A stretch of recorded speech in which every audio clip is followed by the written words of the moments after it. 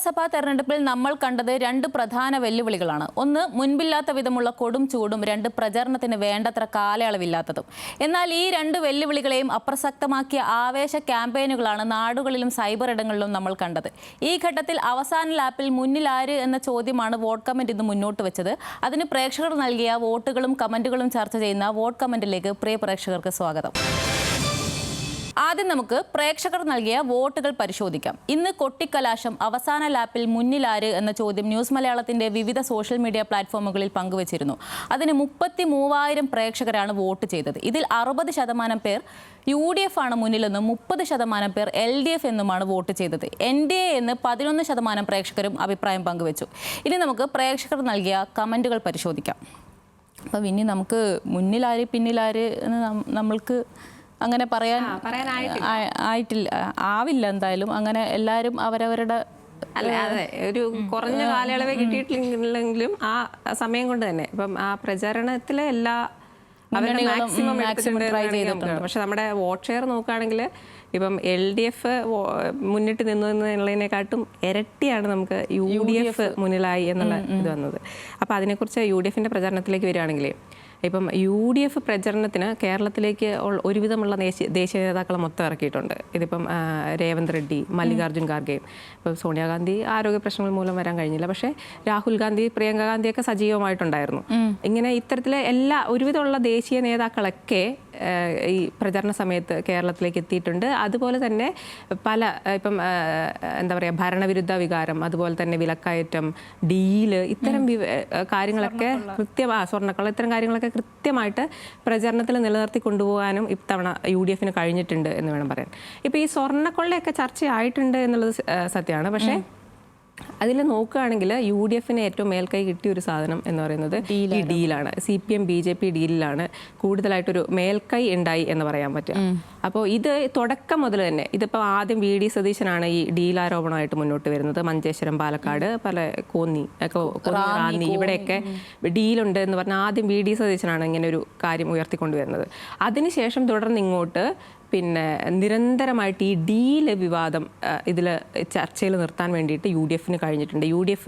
UDF ക്യാമ്പുകൾക്ക് ശരിക്കും പറഞ്ഞു കഴിഞ്ഞാൽ അതൊരു എന്താ പറയുക, അവർ കൃത്യമായിട്ട് അതിനകത്തൊരു പ്ലാനിങ്ങോടെ മുന്നോട്ട് പോവുകയും അത് ഈ അവസാന ദിവസം വരെ പ്രിയങ്ക ഗാന്ധി വന്നപ്പോൾ വരെ ഈ പ്രിയങ്ക ഗാന്ധിയും രാഹുൽ ഗാന്ധിയും രണ്ടുപേരും ഈ ഡീലിന്റെ കാര്യമായിട്ടുള്ള ഇത് ഈ അവസാന ദിവസം വരെ ഇവർക്ക് ഇത് ചർച്ചയിൽ നിർത്താൻ കഴിഞ്ഞു എന്നുള്ളതാണ്. ഇപ്പൊ ഈ കഴിഞ്ഞ ദിവസം ഈ പറഞ്ഞ പോലെ ഇതിനെ പ്രതിരോധിക്കൽ ഈ LDF സത്യത്തിൽ ശ്രമിച്ചത് ഈ പറഞ്ഞ പോലെ വികസനം മുന്നോട്ട് കൊണ്ടുവന്ന് ഇത്തവണ പ്രചരണത്തിൽ വികസനം കൃത്യമായിട്ട് മുന്നിൽ നിർത്തി പ്രചരണം കൊണ്ടുപോകുക എന്നുള്ളതായിരുന്നു. പക്ഷേ പലപ്പോഴും ഈ ഡീലാരോപണം UDF ഉയർത്തിയതോടെ ഇതിനെ കൂടി പ്രതിരോധിക്കേണ്ട ഒരു കൃത്യമായിട്ട് പ്രതിരോധിച്ച് പോകേണ്ട അവസ്ഥയിലേക്ക് LDFനെ പറയേണ്ട ഒരു അവസ്ഥയിലേക്ക് UDFനെ ശരിക്കും പറഞ്ഞു കഴിഞ്ഞാൽ എത്തിച്ചു എന്ന് വേണമെങ്കിൽ നമുക്ക് പറയാം. അതാണ് ശരിക്കും പറഞ്ഞാൽ ഈ പ്രചരണത്തിൽ നിലവിൽ ഇതുവരെ എന്താ പറയുക ഉണ്ടായ ഒരു കാര്യം. ഇത് പിന്നെ ലാസ്റ്റൊക്കെ ആയപ്പോഴത്തേക്ക് പറഞ്ഞ പോലെ ഒരു STPI CPM ഡീല് എന്നുള്ളൊരു സാധനം കൂടി ഉയർത്തിക്കൊണ്ട് വരാൻ ശ്രമിച്ചിരുന്നു. പക്ഷേ അതിനകത്ത് ഈ STPI കൃത്യമായിട്ട് ഏത് മുന്നണിക്കാണ് പിന്തുണ കിടക്കുന്നത് എന്നുള്ള കാര്യം ഇതുവരെ വ്യക്തമാക്കിയിട്ടില്ല. അവർ പറഞ്ഞ ഓരോ അവരുടെ ബേസിക് ആയിട്ടുള്ള ഒരു ആവശ്യം എന്ന് പറയുന്നത് BJPനെ പരാജയപ്പെടുത്തുക എന്നുള്ളതാണ്. അതിനനുസരിച്ച് അവർ ഓരോ സ്ഥലത്തെയും രാഷ്ട്രീയ സാഹചര്യം നോക്കിയിട്ട് മത്സരിക്കാത്ത മണ്ഡലങ്ങളിൽ പിന്തുണ നൽകും എന്നുള്ളതാണ് പറഞ്ഞിട്ടുള്ളത്. നിയമത്തിൽ പറഞ്ഞിട്ടുണ്ട്. അതുപോലെ ഇപ്പോൾ ഈ പറഞ്ഞ പോലെ കാന്തപുരം AP വിഭാഗം, സമസ്ത വിഭാഗം നോക്കുകയാണെങ്കിൽ അവർ കൃത്യമായിട്ട് LDF, അവരുടെ പിന്നെ നേരത്തെ ഒരു ഇടത് ചായവുള്ള ആളുകളാണ്. അപ്പം അവർ കൃത്യമായിട്ട് LDFനായിരിക്കും പിന്തുണ എന്ന് പറഞ്ഞിട്ടുണ്ട്. ഇപ്പോൾ ലത്തീൻ കത്തോലിക്ക സഭയൊക്കെ ആണെങ്കിൽ അവർ ഒരു സമദൂര ഇതാണ്, സ്ഥാനാർത്ഥികൾക്കനുസരിച്ച് വോട്ട്. അപ്പോൾ ഇങ്ങനെയാണ് നിലവിൽ കേരളത്തിലെ ഈ ഇപ്പോൾ കൊട്ടിക്കലാശ ദിവസം വരെയുള്ള ഒരു പ്രചരണത്തിൻ്റെ പോക്ക് എന്ന് പറയുന്നത്. അപ്പോൾ നമുക്ക് അതിനകത്ത് 1-2 കമൻറ്റുകൾ നോക്കാം.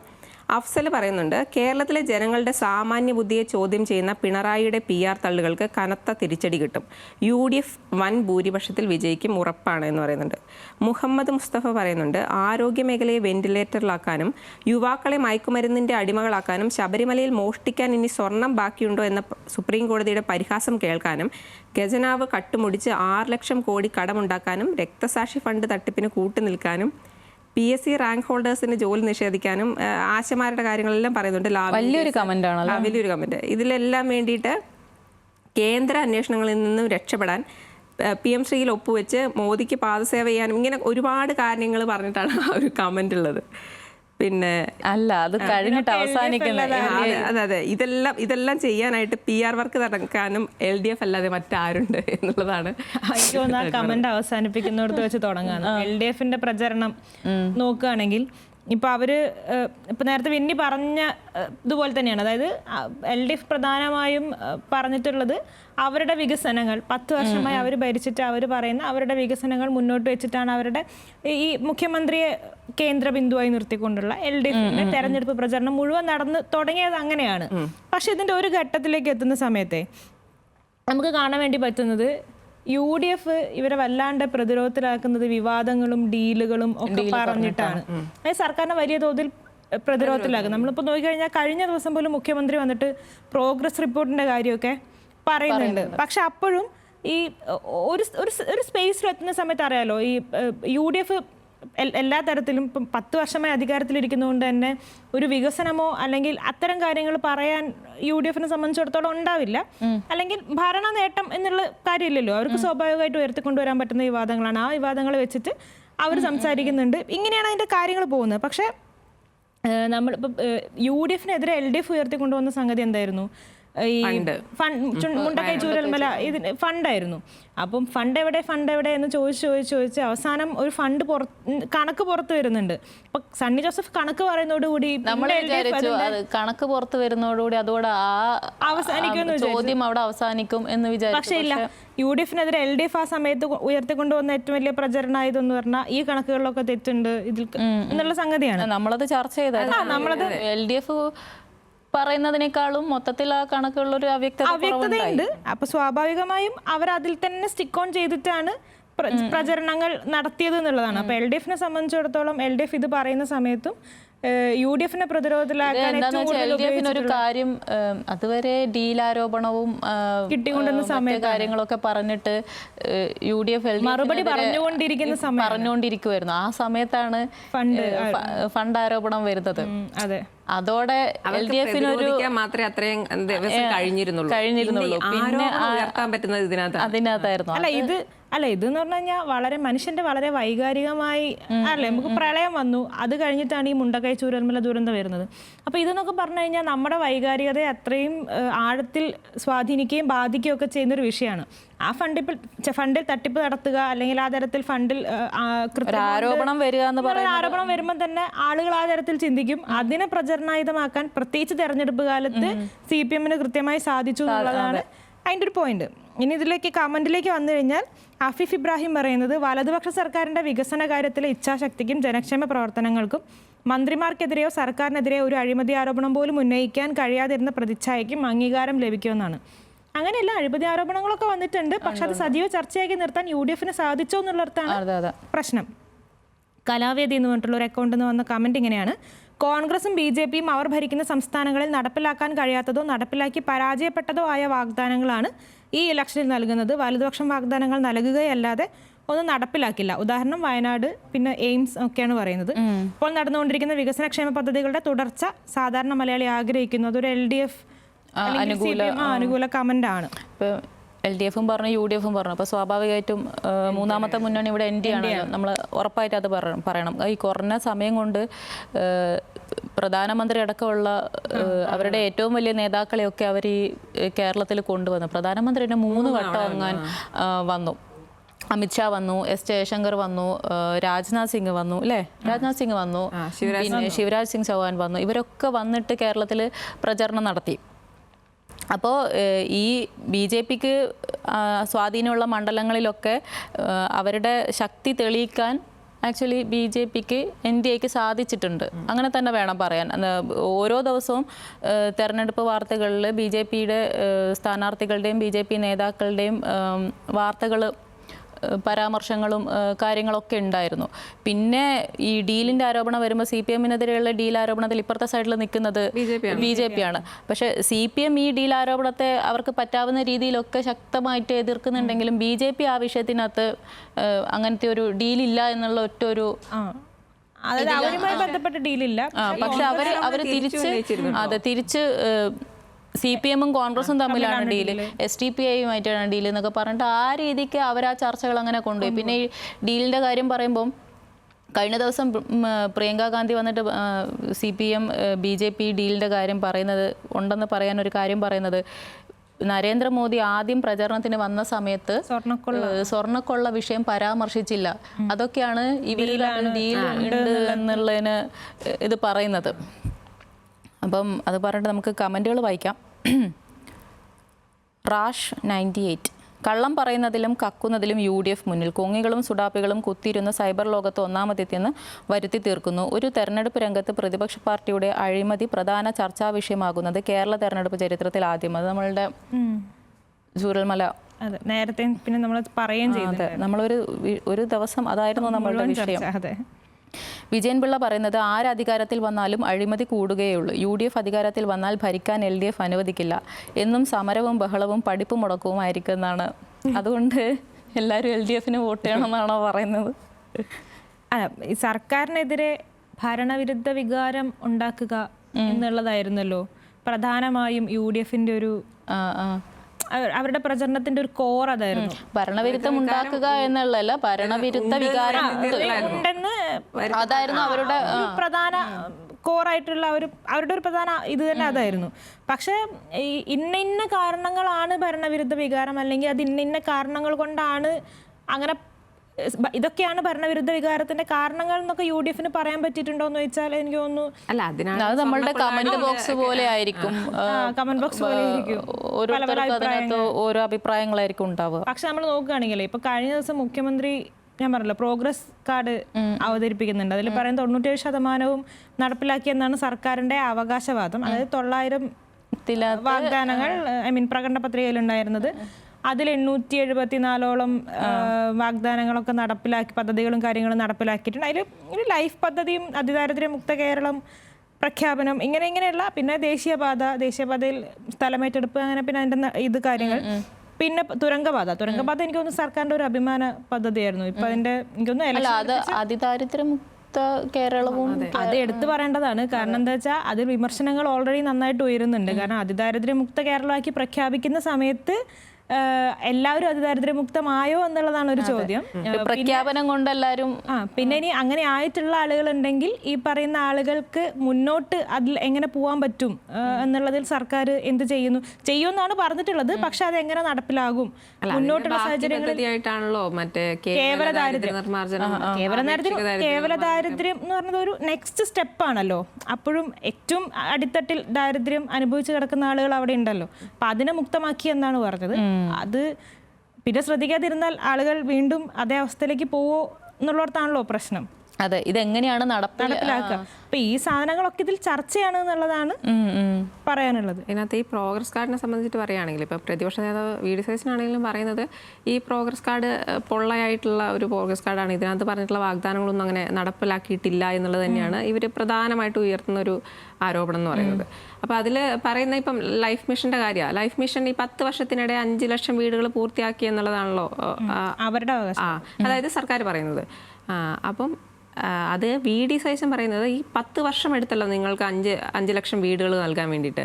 ഉമ്മൻചാണ്ടി സർക്കാരിൻ്റെ കാലത്ത് ഈ 5 വർഷ കാലയളവിൽ 4 ലക്ഷം വീടുകളോളം നൽകിയിട്ടുണ്ട് എന്നുള്ളതാണ് ഇക്കാര്യത്തിൽ VD സതീശൻ്റെ അവകാശവാദം എന്ന് പറയുന്നത്. പിന്നെ അതുപോലെ തന്നെ ഇപ്പം ഡീലിൻ്റെ കാര്യം വരികയാണെങ്കിൽ KC വേണുഗോപാലിൻ്റെ കാര്യം, KC വേണുഗോപാൽ ഇന്ന് ഒരു 10 ക്വസ്റ്റ്യൻസ് അടങ്ങുന്ന ഒരു കത്ത് മുഖ്യമന്ത്രിക്ക് അയച്ചിട്ടുണ്ട്.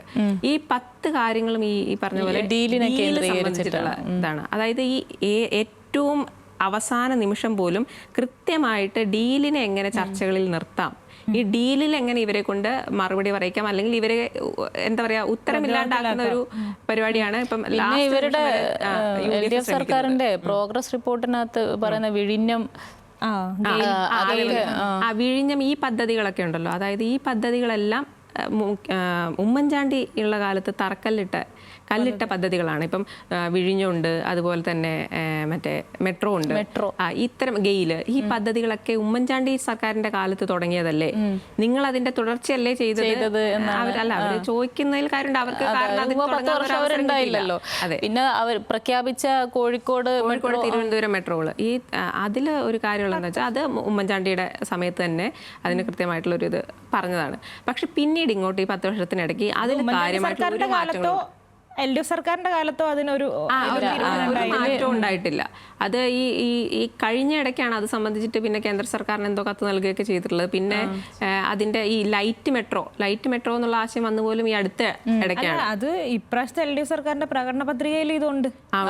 ഉണ്ട്. പിന്നെ മൂന്ന് പിന്നെ മുന്നണികളുടെയും പ്രകടന പത്രികയിലുണ്ട് കേട്ടോ ഈ തിരുവനന്തപുരം. ഇന്ന് VD സതീശന്റെ വാർത്താ സമ്മേളനത്തിൽ ഈ പ്രോഗ്രസ് റിപ്പോർട്ടിന്റെ കാര്യവുമായിട്ട് ബന്ധപ്പെട്ടിട്ട് സർക്കാർ പറയുന്ന ഒരുപാട് കാര്യങ്ങൾ കൊണ്ടുവന്നത് UDF സർക്കാരാണെന്നാണ് പറയുന്നത്.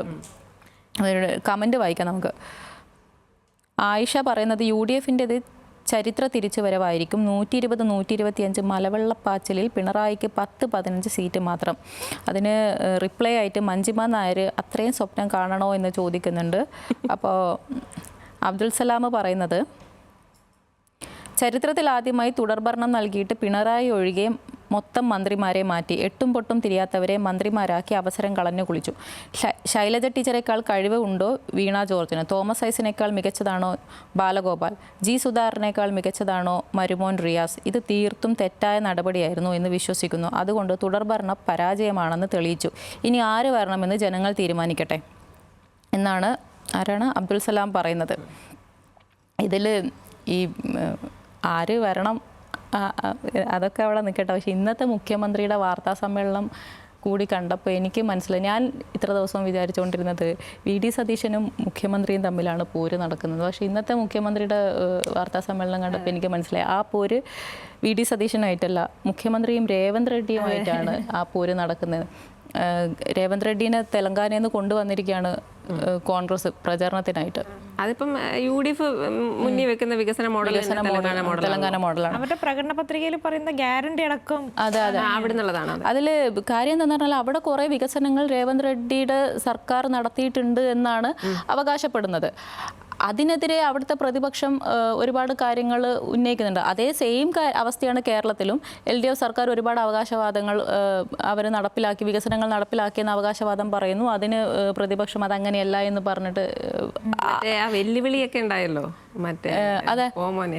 അതെ, ഈ രേവന്ത് റെഡ്ഡി വന്ന സമയത്ത് എല്ലാവർക്കും കൗതുകമായതായിരുന്നു പുള്ളിക്കാരൻ പോ മോനെ വിജയ എന്ന് വിളിക്കുന്നത്. നമ്മൾ കേട്ടിട്ടില്ലല്ലോ ഒരു മുഖ്യമന്ത്രിനെ വേറൊരു മുഖ്യമന്ത്രി ആ സംസ്ഥാനത്ത് വന്നിട്ട് വിമർശിക്കും, രാഷ്ട്രീയമായിട്ട് വിമർശിക്കും, ഒരുപാട് ആരോപണങ്ങൾ ഉന്നയിക്കും, പലതും ചെയ്യും. പക്ഷെ പോ മോനെ വിജയ എന്നൊക്കെ പറയുന്നത് നമുക്കൊരു അത്ഭുതമായിരുന്നു, ഇങ്ങനെയൊക്കെ പറയുമെന്നുള്ളത്. പക്ഷെ നമ്മളെ തന്നെ ഞെട്ടിച്ചുകൊണ്ട് അത് വളരെ വലിയ രീതിയിൽ UDFൻ്റെ സൈബർ ഇടങ്ങളിൽ അത് വലിയ രീതിക്ക് എന്തോ അവർ മാസ് ഡയലോഗായിട്ട് അത് വലിയ ചർച്ചയായി.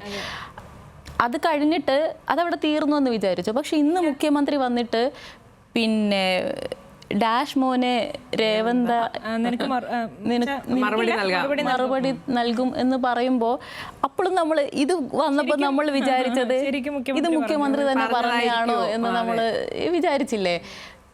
എന്നിട്ട് നമുക്കിത് അത്ഭുതമായി. നമ്മളിത് കൊടുത്തു കഴിഞ്ഞിട്ടും അതിൻ്റെ താഴെ നമ്മളുടെ പേജിനകത്ത് വരുന്ന കമൻറ്റുകൾ കണ്ടാലും ഈ ഇടത് ഹാൻഡിലുകളിൽ നിന്ന് മനസ്സിലാവുന്ന ആളുകളിൽ നിന്നും ഇത് അതവർ ആഘോഷിക്കുകയാണ്. ഇത് അതായത് വികസനം, രാഷ്ട്രീയം ഇതൊക്കെ പറഞ്ഞിട്ട് ഒരു വഴിക്ക് ചർച്ച നടക്കുന്നുണ്ട്. ഇതല്ലാത്ത വേറൊരു പാരലൽ യൂണിവേഴ്സിൽ ഈ ഡയലോഗുകളൊക്കെ വെച്ചിട്ടാണ് ആളുകൾ നടക്കുന്നത്. അത് ഈ പറഞ്ഞ പോലെ ഇപ്പം ഇത് എനിക്ക് തോന്നുന്നത് കുറച്ച് മുന്നേ മുങ്ങിപ്പോകേണ്ട ഒരു വിഷയമായിരുന്നു. ഈ ഇന്ന് തന്നെയാന്ന് തോന്നുന്നു രേവന്ത് റെഡ്ഡി ഒരു ഇതിട്ടിട്ടുണ്ട്, മറ്റൊരു ഫേസ്ബുക്ക് കത്ത് അയച്ചിട്ടുണ്ട്. ആ കത്തില് ഇങ്ങനെ ഈ വികസനങ്ങളെ കുറിച്ചൊക്കെ പറഞ്ഞിട്ടുള്ള ഒരു ചർച്ചയ്ക്ക് ഞാൻ തയ്യാറാണ്. അതിനുള്ള ആവശ്യമായിട്ടുള്ള തെളിവുകൾ ഞാൻ കാണിച്ചു തരാം. നിങ്ങളെപ്പോലെ ഫാക്ട്സ് അല്ല, ഞങ്ങൾ കൃത്യമായി ഫാക്ട് വെച്ചിട്ടാണ് പറയുന്നത്. നിങ്ങളെപ്പോലെ ഫാക്ടിന്റെ പിൻബലം ഇല്ലാത്തല്ല എന്നൊക്കെ ലാസ്റ്റ് ഒരു ലൈനുണ്ട്, നീ പോമോനെ വിജയാന്ന്. അതായത് ഒരു ഔദ്യോഗികമായിട്ടൊരു മുഖ്യമന്ത്രിക്ക് പോകുന്ന കത്താണ്. ആ കത്തിൽ വന്നിട്ടുള്ള വാചകമാണ് എനിക്ക് തോന്നുന്നത് റീസെൻ്റ്ലി ഇപ്പം മുഖ്യമന്ത്രി ഇത് വീണ്ടും തിരിച്ചിതിന് ഈ രീതിയിൽ ഇങ്ങനെ ഒരു മറുപടി കൊടുക്കാൻ കാരണം എന്ന് തോന്നുന്നു. അറിയില്ല, ഈ കുറഞ്ഞ സമയമുള്ളതെങ്കിൽ എന്തായാലും അത് ഒന്ന് ചൊടിപ്പിച്ചിട്ടുണ്ട് മുഖ്യമന്ത്രിനെ. അത് അല്ല, അത് അന്ന് രേവന്ത് റെഡ്ഡി അത് പറഞ്ഞപ്പോ തന്നെ ആരൊക്കെ പറഞ്ഞായിരുന്നല്ലോ, സൂര്യനെ നോക്കി തുപ്പുന്നത് പോലെയായിരുന്നു എന്നൊക്കെ പരാമർശം ഉണ്ടായിരുന്നു. അങ്ങനെയൊക്കെ പരാമർശം ഉണ്ടായിരുന്നു. എന്തായാലും അങ്ങോട്ടും ഇങ്ങോട്ടും ആയിട്ട് എക്സ്പോസ്റ്റിലൂടെ ഒക്കെ രണ്ടുപേരും ഇപ്പം ഞങ്ങൾ വികസനം കാണിക്കാം, എന്നാൽ പിന്നെ നിങ്ങൾ വന്ന് കാണിക്കുക എന്നൊക്കെയുള്ള രീതിയിലുള്ള കുറെ, നിങ്ങൾക്ക് ഇതിന്റെ തെളിവുകളുണ്ടോ, ഞങ്ങളുടെ അടുത്ത് ഇത് സൈറ്റിൽ നോക്കിയാൽ കിട്ടില്ലേ എന്നൊക്കെയുള്ള മുഖ്യമന്ത്രിയും പറയുന്നുണ്ട്. അല്ല, പിന്നെ അവസാനം മുഖ്യമന്ത്രി ഒരു FB പോസ്റ്റും കൂടെ വന്നിട്ടുണ്ടായിരുന്നല്ലോ ഈ വിഷയത്തിനകത്ത്, മറ്റേ വ്യക്തിപരമായ അതിശയങ്ങൾ പാടില്ലെന്ന്. അല്ല, ഇത് കഴിഞ്ഞിട്ടാട്ടോ, ഈ അതിശയമൊക്കെ കഴിഞ്ഞു കഴിഞ്ഞിട്ട് വാഗ്വാദങ്ങളാവാം, ഹെൽത്തി ആയിട്ടുള്ള വാഗ്വാദങ്ങളാവാം, വികസന കാര്യങ്ങളെ കുറിച്ച് ചർച്ച ചെയ്യാം, പക്ഷെ വ്യക്തിപരമായിട്ടുള്ള അതിശയങ്ങൾ ശരിയല്ല എന്ന് പറഞ്ഞിട്ട് ആരും ഇത് പറഞ്ഞു കഴിഞ്ഞിട്ടാണ് പറയുന്നത്. അല്ല, ഇതിൽ വേറെ തമാശയെ മാത്യു കുഴൽനാടൻ എന്ന് കുറെ വെള്ളപ്പൊക്കം, പ്രളയം മനുഷ്യനിർമ്മിതമാണ് എന്ന് പറഞ്ഞിട്ടുള്ള ആരോപണമൊക്കെ ഉന്നയിച്ച് വന്നത് സത്യത്തിൽ മുഖ്യമന്ത്രിയുടെ ഈ പരാമർശത്തിൽ അങ്ങ് മുങ്ങിപ്പോയ പോലെയാണ്. കാരണം പിന്നെ ഡിസ്കഷൻ കംപ്ലീറ്റ് മാറിയല്ലോ. മാധ്യമങ്ങളിലാണെങ്കിൽ പോലും ചർച്ചകൾ കംപ്ലീറ്റ് ഇതിലേക്ക് കോൺസെൻട്രേറ്റ് ചെയ്യപ്പെട്ടു എന്നുള്ളതാണ്. അപ്പോ ഇന്ന് രേവന്ത് റെഡ്ഡി വന്നിട്ടുണ്ട്, കേരളത്തിൽ വന്നിട്ടുണ്ട്. പറഞ്ഞിട്ടുണ്ട് മോദി ആണ് പിണറായി വിജയൻ എന്നൊക്കെ പറഞ്ഞു, ബൈ ബൈ പിണറായി എന്നൊക്കെ പറഞ്ഞിട്ടുണ്ട്. അങ്ങനെ എന്തൊക്കെയോ ഇപ്പൊ നമ്മൾ നേരത്തെ പറഞ്ഞ പോലെയാണ്, ഈ തെലങ്കാനയാണല്ലോ തെലങ്കാന മോഡൽ വികസനമാണ് ഇവർ കേരളത്തിലേക്ക് വെച്ചിട്ടുള്ള സംഗതി. പക്ഷെ ഇതിലൊരു തമാശ, ഈ തെലങ്കാന മോഡൽ കേരളത്തിലേക്ക് മോഡലാക്കി വെക്കുന്ന സമയത്ത് തെലങ്കാനയിൽ ഇത് മുഴുവൻ നടപ്പിലാക്കിയിട്ടുണ്ടോ എന്നുള്ളതാണല്ലോ വേറൊരു ചോദ്യം. ആ തരത്തിൽ അവിടെ വലിയ ഡിസ്കഷൻ നടന്നുകൊണ്ടിരിക്കുക. കേരളത്തിലൊരു തെരഞ്ഞെടുപ്പ് നടക്കുന്നത് കൊണ്ട് ഇപ്പൊ തെലങ്കാനയിൽ വരെ അവരുടെ വികസനം വലിയ ചർച്ചയായിട്ട് മാറിയിരിക്കുകയാണെന്നുള്ളതാണ്. ഇപ്പോൾ KCRന്റെ മകള് കവിത പറയുന്നത് പോസ്റ്റ് ഒക്കെ ഇട്ടിട്ടുണ്ട്. ഈ 6 ഗ്യാരണ്ടി ആണല്ലോ അവര്. ഇപ്പൊ ഇത് UDFന്റെ പ്രകടന പത്രികയിൽ ഇവിടെയുള്ളത് ഈ ഗ്യാരണ്ടികളാണ്. അപ്പൊ ഇതൊന്നും നടപ്പിലാക്കിയിട്ടില്ല എന്നാണ് അവര് പറയുന്നത്. പൂർണ്ണമായി നടപ്പിലാക്കിയിട്ടില്ല. KSRTCയിലെ സൗജന്യ യാത്ര ഉൾപ്പെടെ മുഴുവൻ നടപ്പിലാക്കിയെന്നാണെന്ന് കോൺഗ്രസ് പറയുന്നത്. ഇവര് പറയുന്ന ഇല്ല, കർഷകരുമായിട്ട് ബന്ധപ്പെട്ട ലോണ്, അവരുടെ വെൽഫെയർ ക്ഷേമ ഇതുമായിട്ട് ബന്ധപ്പെട്ട KSRTC അവിടെ മറ്റേ എന്താണ് വിജയകരമായി നടപ്പിലാക്കിയെന്നാണ് കേരളത്തില് രേവന്ത് റെഡ്ഡി വന്നിട്ടും പിന്നെ VD സതീശനൊക്കെ ആണെങ്കിലും പറയുന്നത് സൗജന്യ യാത്ര എന്നൊക്കെ പറഞ്ഞ് അവിടെ വിജയകരമാക്കി നടപ്പാക്കിയ പദ്ധതിയാണെന്നാണ്. അപ്പൊ ആ തരത്തിലല്ലെങ്കിൽ അവിടെ വലിയ രീതിയിൽ ഇത് ചർച്ചയാവുന്നുണ്ട്. എന്തായാലും ഇവിടെ ഇപ്പൊ തെരഞ്ഞെടുപ്പ് വോട്ടിങ് മറ്റന്നാളെ കൊണ്ട് കഴിയും. അടുത്ത മാസം ആകുമ്പോഴേക്കും നമുക്ക് പുതിയ സർക്കാർ ആരെയൊന്നും മനസ്സിലാകാം. പക്ഷെ അവിടെ ഇതൊരു തുടക്കമാണെന്നാണ് തോന്നുന്നത്. അത് മാത്രല്ല കവിത പറഞ്ഞിരിക്കുന്നത്, പിന്നെ ഈ അവിടെയോ നിങ്ങൾ ഇതൊന്നും നടപ്പിലാക്കിയിട്ടില്ല, കേരളത്തിലെങ്കിലും നടപ്പാക്കട്ടെ, അതിനനുവദിക്കുന്നൊക്കെ പറഞ്ഞിട്ട് പിണറായി വിജയൻ പറഞ്ഞിട്ടാണ് കവിത എന്താ പറയാ അഭ്യർത്ഥനയായിട്ട് വന്നിരിക്കുന്നത്.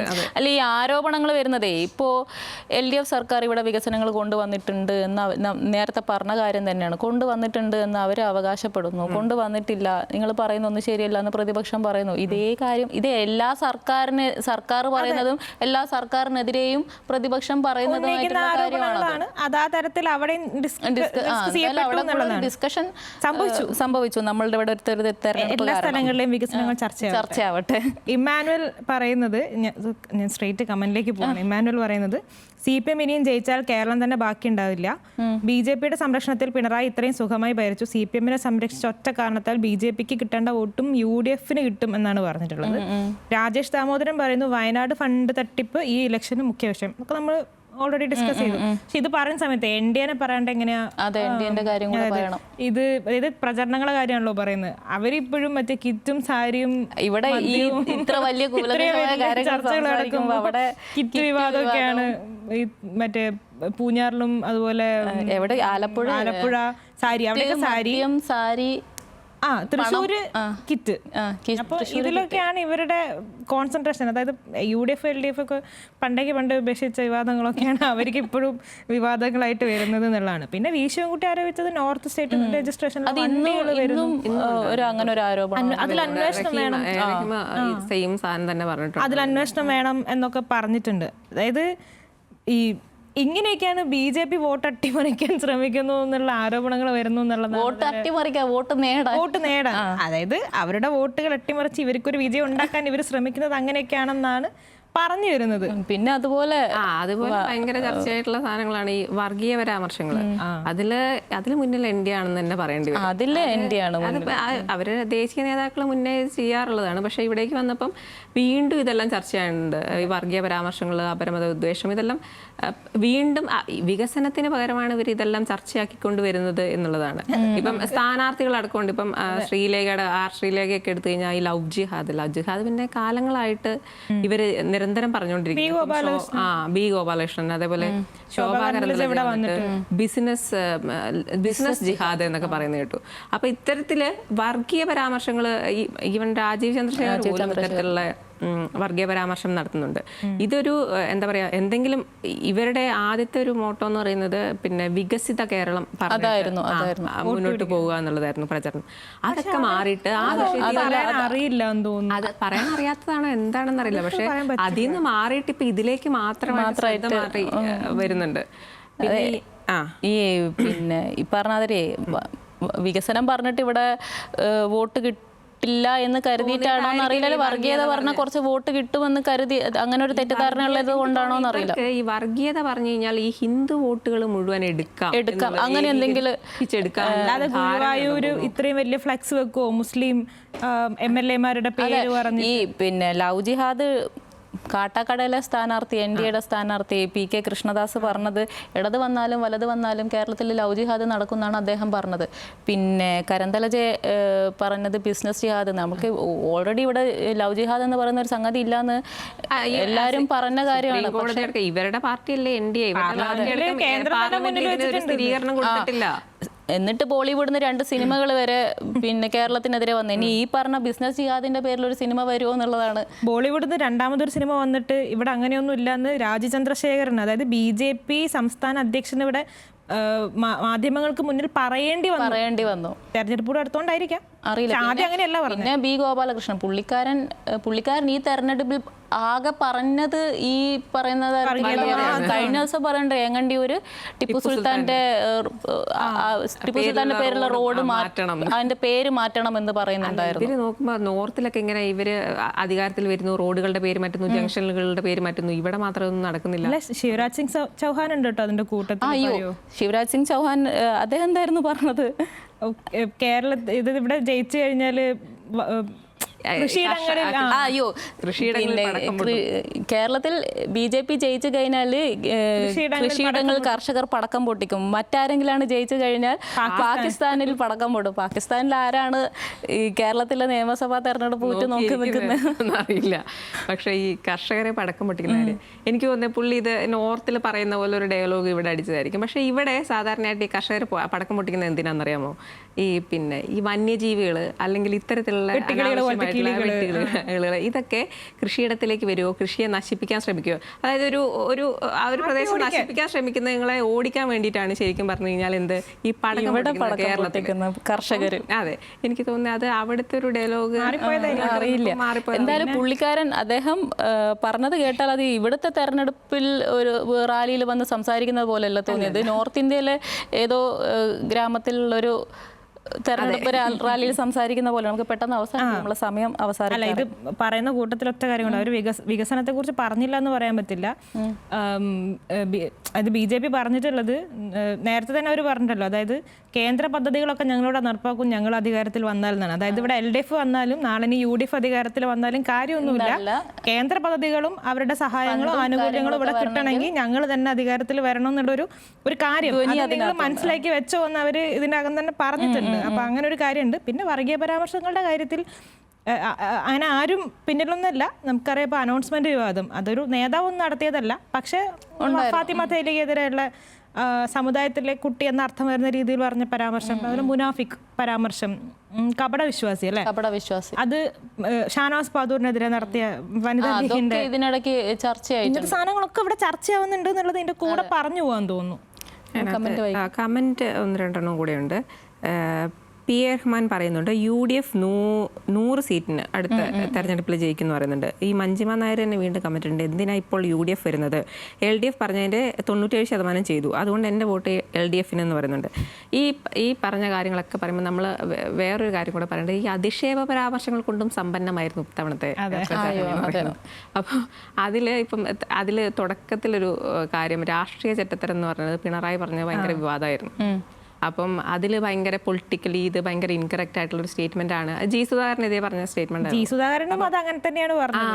അപ്പം വാക്കിനെ ഡീകോഡ് ചെയ്തിട്ടൊക്കെയാ പുള്ളി സംസാരിക്കുന്നത്. പിന്നീട് അങ്ങോട്ട് ഇപ്പം നമ്മളിങ്ങോട്ട് നോക്കുകയാണെങ്കിൽ G. സുധാകരൻ പറയുന്ന കാര്യങ്ങളിൽ ഈ പറഞ്ഞ പോലെ പൊളിറ്റിക്കലി എന്തൊക്കെയാണ് പറഞ്ഞത് എനിക്കറിയില്ല. ഇപ്പം പുള്ളിക്ക് തന്നെ അത് മനസ്സിലാവുന്നുണ്ടോ എന്നറിയില്ല പുള്ളി പറഞ്ഞതിൽ പെശക് എന്താണെന്ന്. ഇപ്പം CS സുജാത തുളസി മുല്ലപ്പൂവും നായർ വീട്ടുകളിലെ അംഗീകാരം അവർക്ക് മനസ്സിലാവാൻ വേണ്ടിയാണ് എന്നൊക്കെ പറഞ്ഞിട്ട് പിന്നെ ഇവിടെ വർഗീയ പിന്നെ സംഘടനകളുണ്ട്. സ്വന്തം സഹോദരന്റെ ഇത്ര ഒരു മാസം മുന്നേ വരെ KSU ഗുണ്ടകളാണ് അനിയനെ തല്ലിക്കൊന്നത് എന്നാണ് പറഞ്ഞത്. നമുക്കിതും കൂടെ കഴിഞ്ഞിട്ട് അപ്പം ഇപ്പം പക്ഷേ അതെന്താ പറയുക, ഈ ഒരു മാസത്തിന്റെ ഗ്യാപ്പിനിടയിൽ SFI ക്രിമിനലുകളാണ് അനിയന്റെ മരണത്തിന് കാരണം എന്നുള്ള രീതിയിലേക്ക് അത് മാറിയിട്ടുണ്ട്. അപ്പം ഇത്തരത്തിൽ അതിന് മറുപടിയായിട്ട് ആർനാസർ വന്നിട്ടുണ്ട്, അന്ന് നേതാവായിരുന്ന G. സുധാകരൻ അല്ലേ എന്നവർ ചോദിച്ചു. അതെ, SFI നേതാവായിരുന്നില്ലേ എന്നുള്ള ഒരു ചോദ്യം വന്നിട്ടുണ്ട്. ഇപ്പം എന്തായാലും നമ്മൾ ഒരുപാട് സംസാരിച്ചെന്ന് തോന്നില്ല, നമ്മുടെ അവസാനത്തെ ദിവസമല്ലേ പ്രോഗ്രാമിൻ്റെ. ഇപ്പോൾ വികസന നേട്ടങ്ങളും ആരോപണങ്ങളും എല്ലാവരും അങ്ങോട്ടും ഇങ്ങോട്ടും ഉന്നയിച്ചപ്പോൾ നമുക്ക് കമന്റുകൾ പല രീതി ദിവസങ്ങളെ ഉണ്ടായിട്ടുണ്ടെങ്കിലും അതൊക്കെ മൊത്തത്തിൽ ചർച്ചയായിട്ട് നിന്നിട്ടുണ്ട്. കമന്റുകൾ പല തരത്തിലാണുള്ളത്. പക്ഷെ നമുക്ക് ഇന്ന ആള് ഏതെങ്കിലും ഒരു മുന്നണീനെ നമുക്ക് അങ്ങനെ പറയാൻ പറ്റുമെന്ന് തോന്നുന്നില്ല. മുന്നിൽ ആരാണ്? ഇല്ല, എല്ലാവരും അവരുടേതായ രീതിയിലുള്ള ചർച്ചകളും അതുപോലെ പ്രചരണങ്ങളും ഒക്കെ നടത്തിയിട്ടുണ്ട്. അതിന്റെ ഒരു ടോൺ എങ്ങനെയായിരുന്നു എന്നുള്ളത് ഡിസ്കസ് ചെയ്ത പോലെയാണ്. ഇപ്പം എന്തായാലും അവസാനിപ്പിക്കാം. ഭരണ തുടർച്ചയും വികസനവും ഉന്നമിട്ട് LDF പ്രചരണം നടത്തിയപ്പോൾ മാറ്റത്തിനായുള്ള ആഹ്വാനവും സർക്കാരിനെതിരായ വിവാദ ആരോപണങ്ങളുമാണ് UDF ആയുധമാക്കിയത്.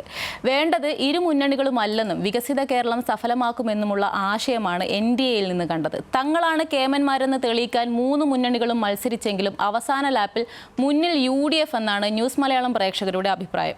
ഇത് വോട്ടിങ്ങിൽ പ്രതിഫലിച്ചോ എന്നറിയാൻ നമുക്ക് മെയ് 4 വരെ കാത്തിരിക്കാം.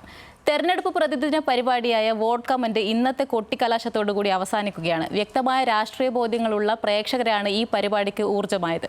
നമ്മുടെ സംസ്ഥാനത്തിന്റെ ഭാവി നിർണ്ണയിക്കാനും ജനാധിപത്യത്തിന് ഉൾക്കരുത്തേകാനും ഏപ്രിൽ 9 നമുക്ക് കൈകോർക്കാം.